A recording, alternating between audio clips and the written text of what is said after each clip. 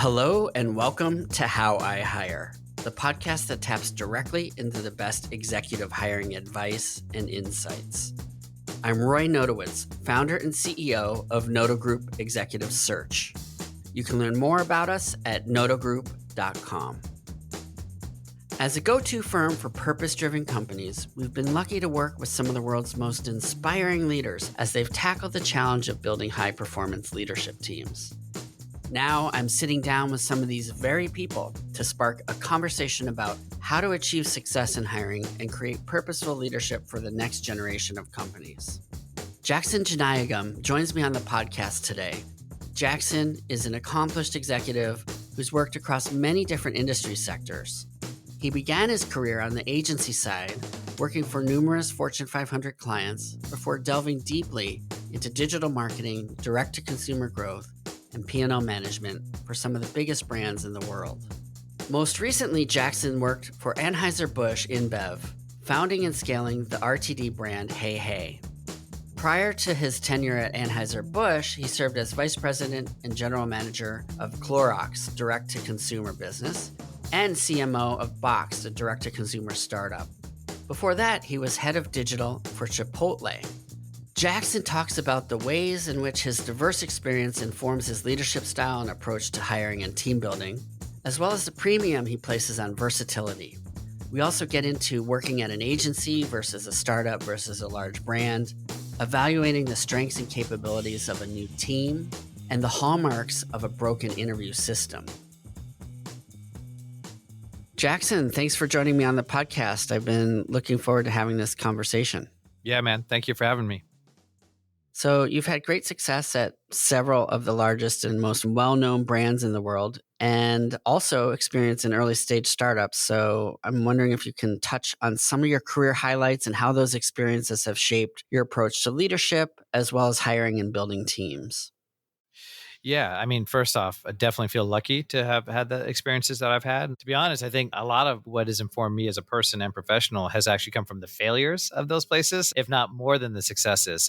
15 years of agency side was awesome. You learn about client service, the need to move fast, the need to think constantly and challenge yourself outside of your own little world, a bubble, right? And you're doing lots of different things. In my case, I was building digital practice groups and doing digital executions across the spectrum. Then going to Chipotle, where you're an amazingly hot, iconic brand. Then you go through a food crisis. So that was obviously not ideal, but you learn a lot in that, as much as at the time it really freaking sucked. And then going to a startup from there, that was awesome high growth in the time when e-commerce startups were all the rage. You remember that time? 2014, 2015 to before COVID. I was there from 2016 to 2018 at Boxed, and amazing experience, high growth, tech startup right in the middle of everything. And then, we didn't have an exit. That journey, that experience, while it didn't exit the way I would have wanted it to, was awesome. Then going from there to Clorox, where it's a very different kind of functional role, where I'm general manager at an iconic 100+ year brand over D2C and e-commerce. And then COVID happens and everyone's talking about Clorox, but unlike Chipotle, it's all positive. To AB InBev, where I'm starting up an incubator from scratch with a very small team, very lean resources. So, I would say each one's informed me for different reasons, positive and negatively. I think all of those have given me different kinds of skill sets and experiences, for sure. In talking about that learning curve, was it a shock to the system when you made the move from bigger companies like Clorox and Chipotle to Boxed and Hey Hey? Yeah, I mean, it was and it wasn't, right? It was in the sense that, it was my second in-house company because I had 15 years of agency, and it was 4 founders, right? So while there was a CEO, there's 4 people you're kind of in service to, and a board with VCs, very different than a board at Chipotle, for instance. That was a little bit of a culture shock. I will say, though, I'm very lucky coming from agency side, especially New York agency. You move so fast. Everyone's like, oh, startup pace is insane. It was similar to agency. It was different kind of work. You're already conditioned. I very much was. That didn't worry me at all. I was so used to that with client service, but it was certainly the makeup of a startup. And then AB InBev was different because it was a startup within a big company. So it was kind of a little bit of both. Yeah. Going from Clorox, which was $100 million P&L, 150 plus people at one point, that I'm kind of managing a 5-person team and $500,000 budget. Very, very different scenario. But to your point, I think all those experiences did prepare me. I wouldn't say that was too much of a shock. You just flex different muscles. And I think versatility is one of those things that no one talks enough about when you talk about recruiting. And I think that subject matter experts are important, but versatility, someone who can flex based on the need, based on technologies, based on macro circumstances or micro, I think is arguably one of the most important skill sets in any function. How do you go about building a team and getting things off the ground when you're coming into an organization? Because of my inclination, how I learn and how I do things, I like to minimize things to the simplest form. So if you were to say, Jackson, I'm hiring you to be a recruiter, or AB is hiring me to run a startup, or Box are hiring me as CMO, very different kind of need states, different scenarios, different people, all the variables are different. But you can always reduce any situation to what are the most important things I need. In the case of AB, I'm launching a drink from scratch. I know what ultimately I'm trying to do here, right? Trying to build a scale, prove something out, create a playbook, apply the playbook throughout the portfolio, big and small brands. None of that matters if I don't have a liquid or a brand. So I need to create a liquid. How do I go about doing that? Well, here's what I need to do that. I need someone to help me with that, leverage internal resources, someone who's familiar with internal resources and who has done that before. I need someone to help me create a brand. That's a marketing brand, that's packaging brand, that's the whole thing. Those are my two people. I put the business plan together and I said, those are two people I need. That was the first step. At Box, it was very different. I was inheriting a 25-person team. Growth was insane. They just got a big round of funding, Series C funding. I need to figure out what is the gap from growth from at that point, 90 million to few hundred million. What are we going to need, right? Obviously money, but what are the skill sets we're going to need? And so I started to attack it there. Like what's missing? And where are my amazing stars maybe in the rough or stars are clear stars? And how do I figure that out? And then also, where are the gaps, where are the challenges? Maybe is there some toxic folks or the people who just aren't going to be able to be with us? So it's all about the simplest form. How do you evaluate the strengths and weaknesses, capabilities, potential of the teams that you're either inheriting or building? So I don't go to hard skills first. I go to the person. It's about the people. You got to have an amazing team. So I meet with each one of them. Who are you? Why did you come here? Why are you still here? What do you see as opportunity? What are the challenges? What have you loved doing? What do you hate doing? What do you want to learn? Right? Like the questions I would want to know, right? Because that can be scary, right? Anytime you have a new boss, the first thing people think, especially in this day and age, I'm going to get fired or my job is on the line. And no one does their best when they're fearful like that, right? Yeah. So for me, it's about creating that environment. I'm just like, listen, this is a blank slate to some extent, right? I hire for versatility, curiosity, and empathy. Those are three things I'm kind of looking for. And that's not about your performance on running conversion rate optimization tests on the product side. That's not about building a top of the funnel, amazing brand campaign. It's obviously important, but I'm looking for the person. And once I have that, then I get a sense of how they're wired, how they think, even in a 30, 45-minute hour discussion. And then I apply that, think of it like a kind of a drawing, an outline. I take that on top of the scenario I'm inheriting. Okay, here's the challenges we have here. Here's the kind of people I have. Let me figure out the gaps. And most importantly, let me figure out who the people are that maybe could fill those gaps or create new opportunities for them. And what are the things, very important here, that I don't want to F with. Like we cannot mess with this. And I learned that the hard way where I messed with some things too soon, too early, but it all starts with the people. Roy, I know it sounds obvious, but actually I dig really deep into the people. To me, everyone has a chance. Everyone has a chance Yeah. to reinvent themselves or to continue to do what they're doing at a different level or change nothing. So it starts there, Roy. As you're going through that process of figuring out those gaps and opportunities and whatnot to mess with, do you engage collaboratively, like with an HR leader, or are you going through a exercise of roles and responsibility clarification with the team? Like, is there a formal way that you go about figuring this all out, or is it just you doing a lot of deep thinking and having conversations? Yeah, I mean, it's both. It's staged, right? Whether it's a CEO, a GM, who I'm reporting to, a board member, someone outgoing founder in one case, I get their perspective, right? That's really important. I might not agree with it, but I want their perspective. And I think, when you become more senior, as you know, Roy, you're able to compartmentalize someone's feedback versus your own, right? But it's good to have that. If there's a good, strong HR business partner in place, I will certainly work with them to think about the process and give their perspective on what's happened, if there's history, especially in a larger company. But I've done enough of these. I feel pretty confident in my own process. So I'll have those combos. I mean, it's exhausting, but to me, it's really important for the most part that I want to start out with mostly a clean slate with some perspective from the key stakeholders. So at Clorox, my team size was literally just under 150 people. I knew we had to change it. I knew it was probably a little bit too big based on the P&L. I met with every single person. Some people had 20 minutes. Some people had an hour, right? Based on level and function. It took me like a month and I didn't make any actions unless something was truly broken. It was so obviously broken. For the most part, I didn't really make any significant changes in those first 30 days. And I just start to bring in other resources as appropriate, as needed, like the HR business partner. I get to delve in deeper about org design, org structure, where my needs are. I start to dig into the P&L, work with a finance partner to understand, where my room is. And I'll work with my manager in this case, to obviously gut check him or her to get a sense of what's doable, what's not, maybe what are some other watch outs. Now they have a sense of the people as well as maybe the gaps on the business. So, what are some examples of lessons you've learned from hiring successes and failures? Yeah, I mean, I've definitely had some great people that I was lucky enough to hire. Some people that were really good at what they do and not so great for the culture. And culture is a very big word. I'm sure we'll get into that. Some are intentionally toxic. Some are unintentionally toxic. I try to keep it to the foundation of those three things I mentioned earlier: curiosity, versatility, empathy. And I go into every interview not with a formulaic set of questions. I treat each interview differently.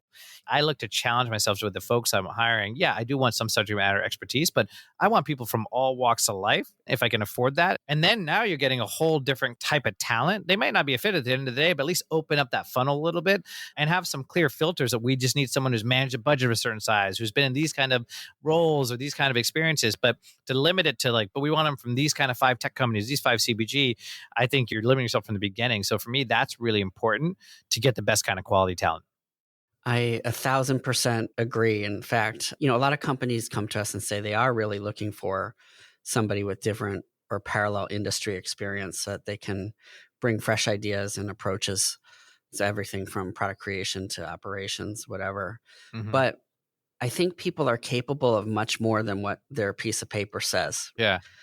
People have the ability to figure things out, and there's no disadvantage at all. It just takes a little extra time. But those are things actually that often make somebody who's a really amazing, talented person attracted to an opportunity because they can learn something new. And vice versa. All the staff there are hopefully learning from him or her, right? So, oh, I didn't know we could do it this way, right? And then now you have maybe some different ways to go about a problem or a challenge to differentiate yourself from the category. Like, I'm always amazed at these presumably innovative companies that we all know. And I see or I talk to people and talk to lots of these companies because I've happened to be across different sectors. And you guys, this is crazy. Like, you're only talking to tech execs or only CBG execs, and your challenge is to differentiate. It's like hiring a consultant. You're like, we need to fix things. We need to differentiate. We need to like really stand out. And we're in a beverage space, but let's get the consultant who's worked on Pepsi, Coke, and AB. And it's like, well, of course, the answers you're going to get, the strategy you're going to get are all going to be specific to your category. It's so counterintuitive, Roy. I never understood that. I think the risk is, and what companies need to be comfortable with, is that there is a higher potential of Yeah, failure bringing you're right. somebody in You're right. without the industry experience. But if you're okay with that, or if that becomes more normalized, I think the potential benefits, if you get it right, even 50% of the time, Yeah. are exponential. I think that's a great point. What is that phrase? Speaking of consultants, no one ever got fired for hiring McKinsey, right? There's a reason for that, right? So it's the safest bet. And I think human nature, for the most part, I think most humans were wired to, I'm reading Culture Code right now, and they talk about this. We're wired to survive, to protect ourselves. It's why I hire for versatility. Like, it's how you think and approach a problem that we should be hiring for, not, oh, you've done this before, so do this again over Right. here. It's like, who wants that job? I want something different. I want to learn. I want to Right. grow. So when you're asking questions, you're listening for lots of different dimensions and whether or not it's a really great answer or a mediocre answer based on the filter that you establish in your mind going in. You talked about intentionally toxic and unintentionally toxic, which I thought was really interesting. So let's dig into that a little bit more. What do you mean by that? How do you assess that? Obviously, it seems like that's a knockout factor for you when talking to somebody. And especially in larger organizations, there's a lot of opportunity for that type of behavior. So, how do you dig into that? How do you understand where somebody is on that continuum? It is hard, especially on unintentional. And I'll talk about it because I've been unintentionally toxic. I definitely have. Intentional, sometimes it's easy, sometimes it's not. Intentionally toxic people, I think, is easier to talk about. They seek drama. They love drama. They can't help it. I have friends who are like this. I love them, but you start asking enough questions. Tell me about a time you were frustrated. Tell me your biggest pet peeves. Usually people are good about those first couple questions, but if you wear them down enough, you'll get to see like, oh, okay, there it is. I see someone who really wants to create drama versus someone who's trying to problem solve. And so I do my best to weed that out very early if I start to pick up someone who gravitates towards drama and tension, right? If you start to see a pattern, and especially if it's someone else's fault, it's not my fault. That's usually the core of toxicity. Accountability is critical. That's intentional. Unintentionally toxic is so much more complicated because I've been unintentionally toxic. In my mid 20s, I was at an agency. I was frustrated there. I'd been there for a while. I had visa challenges. I couldn't leave. A lot of my own shit, right? and great people, great team. I was growing bored. And I had tried a couple of times to reinvent my role there. And I was at a point where it just wasn't going anywhere. And maybe I didn't play the game well enough, whatever it was. I'd been there for several years. And what happened was I started becoming unintentionally toxic. And maybe at the end I was intentionally toxic, but I didn't go in like that. I was frustrated with my situation. I was frustrated with myself. I couldn't control it. And I started every little thing, just like in a bad relationship, you start nitpicking the towel and the crumbs and like, well, you didn't do that in the beginning. That's what happened here. I was just an asshole. I might have been right in some things, but didn't matter because my approach was so wrong. It still does not excuse the way I behaved, right? There's other times where people have started, again, not toxic, very excited about the vision, the mission, the brand, and things change and you have to adapt. A great leader will see it and hear about it and get at, is this something we can fix and solve? Because a lot of times it is, right? Generally speaking, those folks are salvageable. You can salvage them and actually they can end up being great, productive cultural additions like they were in the beginning. So I actually like those, as stressful as it is. And I really push people to be honest with themselves and honest with me and their teammates on what the challenges are and see if we can fix it and then have the honest combo. Okay, if you can't fix it, then let's give yourself time, 3 to 6 months, to figure out the next thing. But unintentional toxicity is very different than intentional. And I think it's sometimes they get tossed into the same boat. So, what are your thoughts about curiosity and how do you think about that? Listen, I think, especially for leaders, if you're senior level, director, whatever title and above, I think for so many decades, you cannot be vulnerable, right? You had to know the answers. There was no alternative scenario. So you just fake it till you make it. And I'd argue sometimes you still do, right? But there's other times when it comes to the self awareness, right? Like of yourself, of your skill sets, of what you can do, that first off, now I think in the last 10 years has become far more accepted. And secondly, probably more importantly, as it relates to hiring and interviewing, the last thing I want is to end up at a job where I'm not prepared for it. Even if I just flat out lied, I couldn't imagine going into a role and somehow I faked it. I could probably put some stuff together and figure it out. I'd much rather say, listen, that's not my strength or my experience. It's kind of missed me in my whole career. It's one thing I really want, and I'll lean into it and I'll learn. Now you're set up for success. You might not get the job, but if that was critical right out the gate and you don't have that experience, I couldn't imagine going into it and pretending, right? Yeah. I'd much rather say, I don't know it, but I'll freaking figure it out. So for me, I think that vulnerability is critical, but it's hard, man, especially nowadays, right? Oncoming recession or whatnot. People have been out of work for a while. They have bills to pay, right? You have some real shit you got to deal with and you need a job. And I have a lot of friends who've been unemployed for a long time, Roy, for like a year, who normally would not be unemployed that long. So I also get that pressure, right? People don't talk about that. It's like now you're interviewing and it's been a while since you've interviewed. You're at the last stage. Someone asks a question. Much harder to be honest and vulnerable when you're so close than when you're like got 5 job opportunities and you're in a job now, right? So there's a lot of variables there that people don't talk about when they talk about being vulnerable and being honest too. Yeah. I also think as a listener, when people are responding to questions, I feel like if they are vulnerable, if they are self aware, if they are authentic, and then they share something that's maybe a weakness or a gap in their experience based on what the job is, I'm more likely just to believe the other aspects of what they're sharing around their strengths Totally. and the opportunities versus being skeptical of the whole thing. 100%. I want to build on this because I've done a lot of interviews. I'm interviewing now, right? As you know, I left AB recently.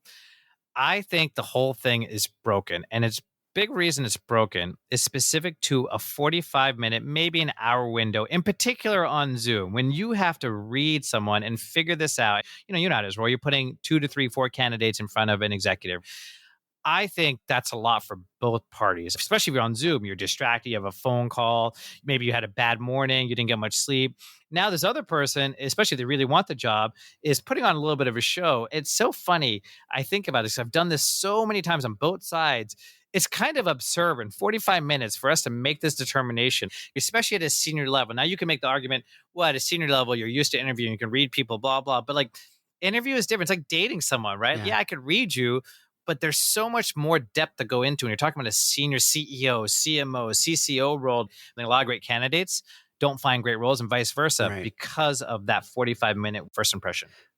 I can't agree more. I think one of the things that my team does, which is kind of interesting, is they often prefer to have phone conversations initially so that they can listen better because there's so many other inputs when you have the video and the visual where it just takes extra mental power, Sure. If you are just on a regular old-fashioned phone call, you can really listen better and likewise have a little bit less of that distraction. But I agree too. The other piece of that is the more time you spend with candidates, the more you learn. And if you can have a process that's iterative where you're not just having people learn the same thing about candidates, but having people get deeper each time they have a conversation or with different people, I think that really helps inform a decision better. I couldn't agree more. As someone who's literally going through it now and has been through it recently, that's a great point. I love phone calls too. I think people are just too quick to say, let's just do a Zoom. Like, I don't remember a time for C-suite roles, senior roles, like before COVID, if you're interviewing one of the final three, i.e., the search firm put you forward, you were always going in person. You're either flying there or you're going in Yeah. person because it was such an important role, right? Especially CEO, president, Sometimes multiple times. sometimes multiple Yeah. times, right? And maybe you do it over a meal too, right? So make it a little bit easier, less formal, and you really get to know them. And I love doing interviews over meals, by the way, or drinks. I think it's the best. How they treat the staff. The whole thing is a wonderful experiment. And if you're only meeting 2 or 3 people, then freaking do it. But like anytime I work with a firm or recruiting someone, I'm always like, hey, I'll do this in person. If you want to do it in person, I'll do it in person. It's always interesting to see who takes you up on it. But to me, I just think people have missed great opportunities and vice versa, miss great people as a result of a bad 45-minute Zoom where you really don't get a sense of someone. Yeah. I think part of the dynamic, at least during COVID in our sector, all of our clients were just off the hook hiring, right? And now we're suffering from that hangover. Yeah. But during that process, first of all, travel was difficult, especially in the beginning or early parts. But then later and right after COVID, when it was still a hot market, if you waited to try to schedule and align people so that they could go meet in person, you'd miss out on that candidate because everything just kind of accelerated Yeah. with Zoom. And It's true. now it's usually just one final day or half day or 2 days before they make their final decision. There's lots of companies that still hire virtually, but flying somebody out twice and taking 4 or 5 months to do a senior level hire, sometimes you lose candidates in the process. Yeah. So, how are you intentional about influencing and shaping culture? For me, I think, again, it depends on the scenario, right? But if there's already a very clear existing culture, it's really creating that bond chemistry with the team, like especially with the first CMO or first CDO. What is our role in this larger purpose of this company, right? If there is no culture, right? And whether it's a company or the function, the group, then that's really fun also because you're doing it from scratch, right? You're getting people together, everyone's involved, everyone has input, and you're doing fun exercises. And you're talking about like, if our company was a celebrity, I love this one, or a character. But I love that. I think cultural values aren't just words. You got to believe in it, and it can't just be coming from top down and can't be a consultant. I love consultants in certain places, but a lot of times it's like, you don't know our brand. Let us do this ourselves. So for me, it starts there. If you already have it, it's very clear and everyone's bought into it, then to me, it's your actions, man. Like words or whatever, right? At the end of the day, if the culture is there and you're coming in, you have to be very clear on that. I think additive and complementary is way more important than culture fit. I think people have talked about that for years. So for me, it's about that. Like I should have the same core values as the leadership, the board, the company, right? The mission. Yeah. But how I approach it, how I do it can be totally different. And to me, it's my actions, my words, and being consistent. And part of this is you want to attract and repel at the same time. You want to describe and articulate that culture, Uh-huh. and then they can self select. So, how do you think through and make decisions, and who do you involve in making those executive level hiring decisions? I want the process to be super efficient. So I want the key leaders who are going to be working with them involved. Sometimes, depending on the role and level, how important it is, or if I'm really torn, because I've been torn, I'll go to my manager, my boss, who I'm working for, and I'm like, hey, what do you think of this? And they'll usually give me feedback sometimes. I'll have them meet with them. A lot of times they're like, hey, I would think about this. Great. That's what I need to know. For me, I like it to be super efficient, Roy, and very clean, but I want everyone to have the right input. But others on the team know, hey, just because you didn't meet him or her doesn't mean your input isn't matter. I'm just assuming that you're trusting your leader in this case or whoever it is. But to me, the interview process has to be super, super clean. Yeah, I always say as many people as necessary, but not more than needed. You talk about hiring people with different types of backgrounds and industry experience. How have you ensured that your hiring processes are equitable and that you're attracting diverse talent from a broad range of backgrounds? I really rely on my recruiter partner and I push them. So, like, I do like the idea of removing names. I actually like removing universities. I'm not big on you need to have a university degree. For me personally, it's about the experience. Yeah. I really push them to recruit from other places. Don't just recruit from the colleges that we know. Don't just recruit from the places we know. Let's go to the job boards and other places, especially if it's a tough job to hire for, where you're representative of people from different backgrounds, different ethnicities. For instance, like there's also professional networking organizations supporting them. Go find them, go reach out to them. If you're outbound recruiting, I think it's really important that you're going and sourcing folks from different industries and different backgrounds and different college experiences. I also think it's just really important to like push your recruiting team on LinkedIn just to be like, hey, let's go find people that are working at different kinds of companies in different cities and different places. And let's see if we can go find people that have different backgrounds and experiences. Then, Cast a bigger net. yeah, like it can be very easy, especially very busy, to just be like, great, I already have my candidates. They look great, look like everyone else we've hired. So I think it's important to push and challenge your HR and recruiting partners. But at the end of the day, you got to hire the best candidate. But as long as your pool is reflective of the broader community, I think that's the most important thing you can do. That's great. So, what trends are you seeing within the talent market based on your experience both as a candidate and also as a hiring executive? Obviously, the market's been tough. I think it's starting to get better. I've seen a couple things. One, it's been really cool to see people who are going way out of their way to help curate and find people jobs, right? They're literally Yeah. like posting a crowdsourced list of jobs. Yeah. I've never seen anything like it. They're not making any money. They have jobs. They're just doing it to help other people. That's been really nice. See, COVID, I think, accelerated that. I've never seen that before. I think LinkedIn's been the place for that. Two, there's a lot of folks, especially I think who are over, let's say over 40, I'm 46, that are in mid-level and senior level roles that are feeling like ageism. I'm not making it past these first round of interviews, or I'm not even getting past the screening. I think some of that's certainly due to ageism. I think that it definitely exists. I think in particular in tech, I think tends to be a little bit ageist. So I think that's broken. And I think thirdly, I think you're seeing a lot of people not leaving jobs, right? I was reading this article, I was talking to a lot of recruiters about this. Like, because of uncertain times, you're less likely to leave. And the surest way to find new jobs is when someone leaves. Average tenure of executives is like 2.5 years. So people aren't leaving. Yeah. I think what's going to happen in the next few months is there's going to be a lot of people leaving. I think the market's gotten a little better. I think post-election will be much better. I could see a mass exodus of people leaving. And I don't know if it's going to look like 2 years ago, but I could see all of a sudden a lot of jobs opening up. It's like pent up. Totally. Has to make financial sense for somebody to do that. Yeah. I also think one thing too, outside of economics, there are still a lot of people hiring and there's still a lot of jobs out there. Yeah. Not all of them are posted. Sometimes we rely too much on social media, and sometimes you got to create your own destiny, man. You just got to like Yeah. get out there and talk to people authentically, right? And by the way, this also goes to why you should maintain relationships while you're happy in a job. Not to say you should be looking for a job all the time, but just be out there connecting with people, Yeah. have genuine relationships, and help other people when you don't have anything to gain from it, even maybe when you're down. Yeah. That's how you reached out to me. You weren't Yeah. even looking for a job. This was No, years ago. Right. I was like, hey, let's connect. And you sent me some jobs that weren't right for me. And I gave you candidates, I think. Yeah. Yeah, I think that's really important, right? You pay it forward. And I think none of people do that. You know, you invested in my success, right? You were helping us think of candidates for a particular client. And I think if you have that approach where you're trying to help people and invest in their success, it all comes around. Yeah. And I'm not a saint, Roy. I mean, obviously, I want you Yeah. to think highly of me. I want recruiters to think highly of me, right? There's no question that there's self-interest here, too. I'm not going to lie about that. But absolutely, I want to help people get great jobs. I want to help great people source great roles and candidates. I think that's really important. I think it also spoke to your leadership, too, that you had kept a pipeline of short lists of people for different roles. We do this talent market survey every year in January. And when we started looking at this year, and it's turned out to be true, I would say hiring has been durable, sturdy, kind of steady, but slower than normal. And there's more people connected and networking and out there. So the talent availability is a little better. There's still hiring happening. It's just Slower. And I think it's going to stay that way for maybe the next 6 months. And then hopefully it'll start to pick up again. Yeah, that's an interesting point. For instance, I know there's a lot of PE-backed companies that tend to have continued to hire, and they're picking up great talent Yeah. who were at the Ubers of the world, and the Googles of the world, and the Amazons of the world because they got to let go, and they're getting talent that maybe otherwise wouldn't have been able to get. So yeah, to your point, it just takes a little more effort because sometimes you're not going to see those jobs on LinkedIn, right? Like you're just not.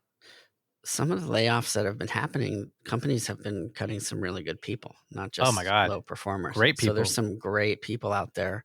Yeah. What are you most excited about as you think about the future and what's next for you? I mean, TBD, I'll find the right opportunity when it comes. To me, it's very important at this point in my career to figure that out once the right thing is there.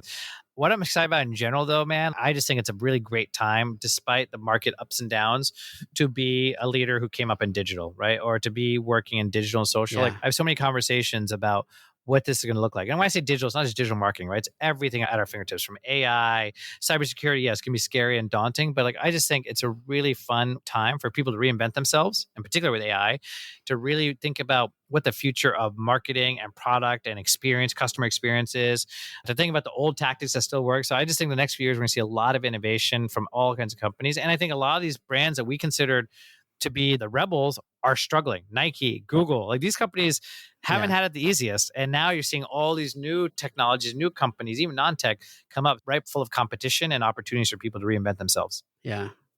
I feel like every day there's new ways to use AI, Oh my God, it's insane. Yeah. and the amount of productivity that can create, it's hard to even fathom what it's going to be like 5 to 7 years from now. We don't have to be terrified of it. It's not going to replace people's jobs Right. tomorrow. It just makes you better and more efficient. So you just have to lean in and get in there. It can be daunting, but it's pretty amazing. Well, great. Thank you so much, Jackson. This has been such a fun conversation. I have 100% respect for your superpowers and your talents, and I appreciate you sharing some of your insights around hiring and building teams and leadership. Thank you for having me. Thanks for tuning in to How I Hire. Visit howihire.com for more details about the show.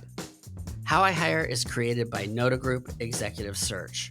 To find out more about us, visit nodagroup.com.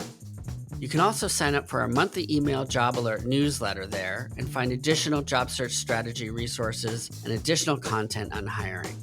This podcast was produced by Anna McLean. To learn more about her and her team's work, visit aomclean.com.